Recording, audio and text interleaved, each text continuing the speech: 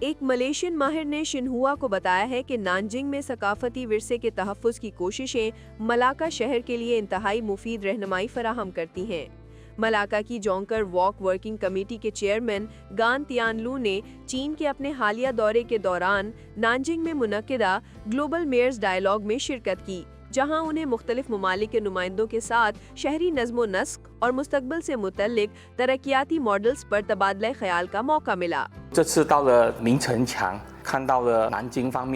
میں نے اس دورے میں نانجنگ شہر کے قدیم فصیل یعنی شہر کی دیوار کا معائنہ کیا۔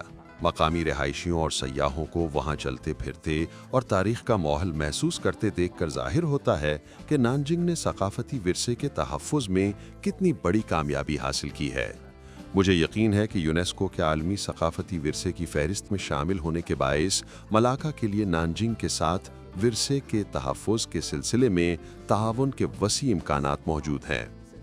بیلٹ اینڈ روڈ انیشیٹو کے تحت ہم ثقافت، سیاحت، تجارت، نوجوانوں اور تعلیم سمیت مختلف شعبوں میں تعاون کے لیے ہم زیادہ مؤثر اور عملی تبادلوں کے مواقع پیدا کیے جا سکتے ہیں۔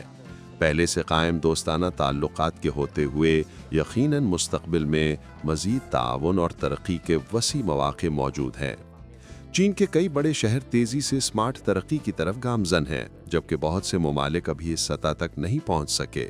ان شہروں کی مجموعی ترقی، جس میں ٹیکنالوجی اور مصنوعی ذہانت کا استعمال بھی شامل ہے، در حقیقت ملیشیا کے لیے ایک اہم ماڈل اور رہنمائی کے طور پر کام کر سکتی ہے۔